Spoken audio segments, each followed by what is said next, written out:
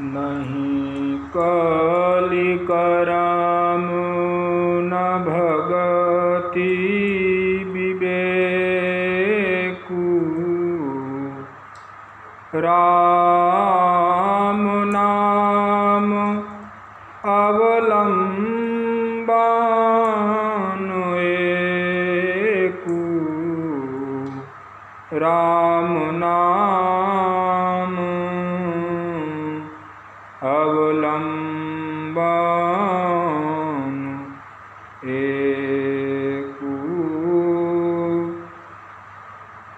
कलिपावन अवतार गोस्वामी पूज्यपाद गोस्वामी तुलसीदास जी महाराज कहते हैं कि इस कलिकाल में सारे साधन भक्ति कर्म विवेक इनके किसी के माध्यम से हमें भगवत प्राप्ति बहुत दुस्सह है। हम केवल भगवान के नाम से ही राम नाम अवलंबन एकु केवल भगवत नाम से ही हम बहुत सरलता से सुगमता से और शीघ्रता से भगवत प्राप्ति कर सकते हैं। रोज की श्रृंखला में इस मानस सत्संग में हम किसी एक चौपाई के माध्यम से हम गुरु कृपा से मति अनुसार कुछ सात्विक तात्विक चर्चा करते हैं। तो आइए बाबा की इस चौपाई पर कुछ चिंतन मनन करते हैं। इस चौपाई के माध्यम से गोस्वामी जी ने भगवान राम नाम की महिमा को कलयुग से जोड़ करके उसका महिमा का गान किया है। देखिए, हर एक युग में हर एक युग का एक अपना प्रभाव होता है। एक भजन की पद्धति भगवत प्राप्ति करने की एक विधा होती है हर एक युग की, उस युग के देश काल के अनुसार। जैसे ध्यान प्रथम युग मखविध दूजे, द्वापर परितोषत प्रभु पूजे, कलि केवल मलमूल मलीना, पाप पयोनिधि जनमन मीना। सबसे पहले कृतयुग मतलब सतयुग। सतयुग में ध्यान का समय था, ध्यान का मौसम था। मतलब उस समय ध्यान धारणा समाधि अष्टांग योग के द्वारा हजारों हजारों वर्ष तक समाधि में बैठकर भगवान का चिंतन करके भगवत प्राप्ति होती थी।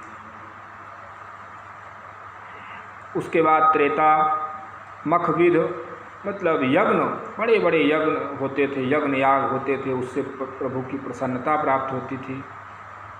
द्वापर में भगवान की सेवा पूजा अर्चना, घंटों घंटों तक पूजा भगवान का अर्चना श्री विग्रह का किया जाता था। पर कलयुग में ये तीनों इतना शक्य नहीं है। देखिए, अब हम विचार करेंगे अलग अलग इन तीनों मार्गों पर। पहला ध्यान। तो ध्यान के लिए एक पात्रता व्यक्ति की होती है, अंतर्मुखी होना व्यक्ति को बहुत जरूरी है।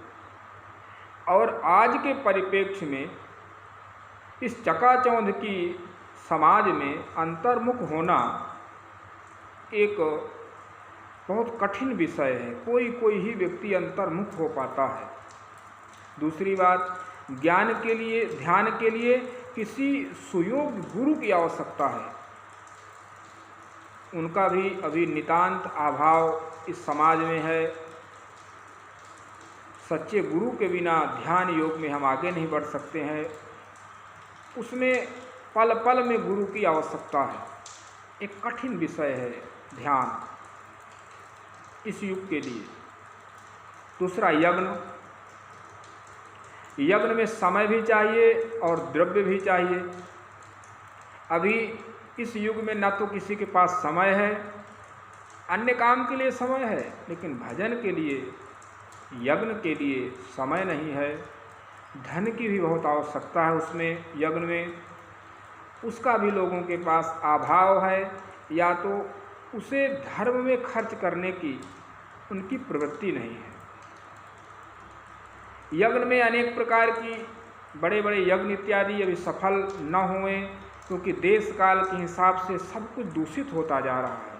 यज्ञ में जो हम अन्न डाल रहे हैं वो भी अभी दूषित है, उसमें भी अनेक प्रकार से रसायनों का छिड़काव करके, अनेक प्रकार की उर्वरा खाद इत्यादि अनेक प्रकार का डाल करके उसको दूषित किया गया। यज्ञ के लिए जो ऋतिकों की ज़रूरत है, जो ब्राह्मणों की ज़रूरत है, उनमें भी उन उत्तम कोटि के अग्निहोत्री ब्राह्मण, सदाचार संपन्न, त्रिकाल संध्या करने वाले ब्राह्मणों को ढूंढना आप सब जानते हैं बहुत दुष्कर है। यजमान की श्रद्धा, ये सब चीज़ें जब मिलती हैं तब यज्ञ परिपूर्ण होता है। यजमान का विश्वास, ब्राह्मणों की श्रद्धा, ब्राह्मणों का एक बहुत क्रम है उसको पूरा करने में। तो ये भी अभी आजकल इस कलिकाल में बहुत ही दुर्गम है, बहुत ही दुर्लभ है। तीसरी बात, जो द्वापर में भगवान की पूजा, घंटों घंटों तक भगवान की पूजा, अब लोगों का शारीरिक सुख में, शरीर में तादात्म्य होने के कारण कलिकाल में एक दौड़ मच गई, एक होड़ है कि हम किस प्रकार से बहुत ज़्यादा पैसा कमा करके इस शरीर को सुख दे सकें। उसके लिए लोगों के पास समय नहीं है कि घंटों तक भगवान की सेवा, पूजा, अर्चना, वंदना करें। तो ये पूजा पाठ भी कुछ लोगों तक ही सीमित हुआ, जो बहुत अच्छी तरह से पूजा कर सकते हैं। उसके लिए द्रव्य की ज़रूरत है, उसके लिए सामग्रियों की ज़रूरत है, तो वो भी बहुत हद तक श्रेष्ठ साधन इस समय के लिए नहीं कहा जा सकता।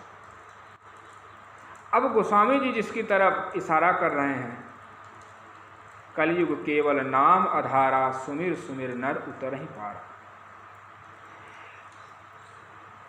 कलयुग एक वैचारिक युग है, विचार प्रधान है। यदि व्यक्ति विचार करके मानसिक रूप से इस युग का व्यक्ति बहुत उन्नत है, तो अगर व्यक्ति भगवान के नाम का आश्रय ले लेवे, कोई पूजा नहीं करता, कोई पाठ नहीं करता, कुछ ऐसा नहीं करता, पर असत आचरण को छोड़ करके केवल राम नाम का अवलंबन ले लेवे, या तो भगवान के जिस रूप नाम रूप में उसकी रुचि हो, उस नाम को जपे हो निरंतर, तो मात्र नाम जप के प्रभाव से ही वो इस दुस्तर कलयुग को, इस दुस्तर संसार को पार कर जाएगा। लेकिन नाम जप में बहुत सुगमताएं हैं, बहुत सरलता है नाम जप में। ना तो उसमें शौचाचार का कोई विधान है। अब लोग आजकल मतलब यही कहते हैं कि महाराज पूजा पाठ करना चाहते हैं, अब सुबह नहा करके स्नान ध्यान करके समय कम रहता है, इसलिए भजन नहीं कर पाते हैं। अच्छा, नाम में ये स्थिति नहीं है। आप सोते जागते, उठते, खाते पीते, रास्ता चलते समय, बात करते समय, कभी भी आप भगवान का नाम जप कर सकते। यहाँ तक भी कहा गया कि आप बाथरूम में भी नहाते समय भी भगवान का नाम जप सकते हैं। कितनी सुगमता है। अब हमें विचार करें, अब हमें दिन में ड्राइव करना है, आधा घंटे का ड्राइव है, अब आधे घंटे हम गाड़ी चलाते जाएं, राम राम राम राम सीताराम बोलते रहें। ना तो कोई माला की भी ज़रूरत है, ना तो कोई शुद्धता उस अशुद्धता की ज़रूरत है, जूता चप्पल पहन करके भी कितना सुगम है। और वो नाम जपते जपते जपते जपते एक दिन वो नाम हमें सब कुछ प्रदान कर देगा। अष्टांग योग भी हमारा सध जाएगा। नाम जापक की कुंडली भी जागृत होती है बिना कुछ कोई प्रयास किए, ऑटोमेटिक। आप एक चीज़ विचार करो, जब भगवान की प्राप्ति हो जाती है, अब भगवान की प्राप्ति के बाद कुछ शेष रहेगा? विचार करें। तभी तो गोस्वामी जी ने लिखा कि सुमिर पवन सुत पावन नामू अपने बस करी राखे रामू। भगवान हनुमान जी ने केवल नाम स्मरण करके भगवान को ही बस में कर लिया।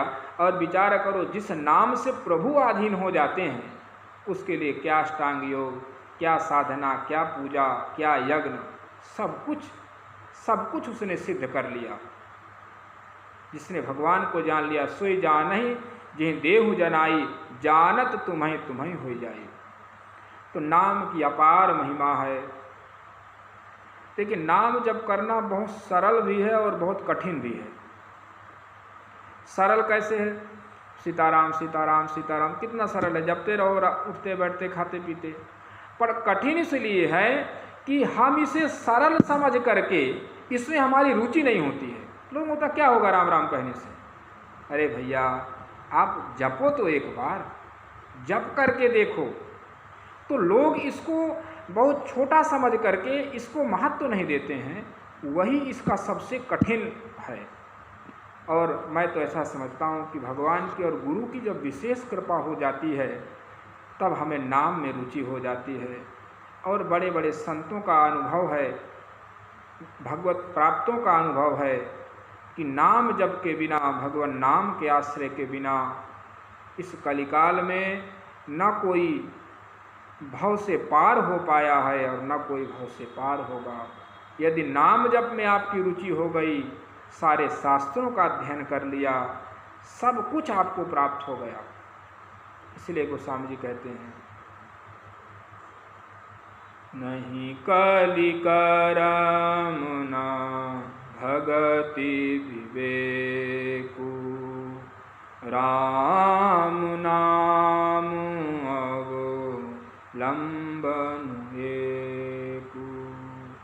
सीताराम जय सीताराम, सीताराम जय सीताराम, सीताराम जय सीताराम, सीताराम जय सीताराम। आज के लिए बस इतना ही। जय श्री राम।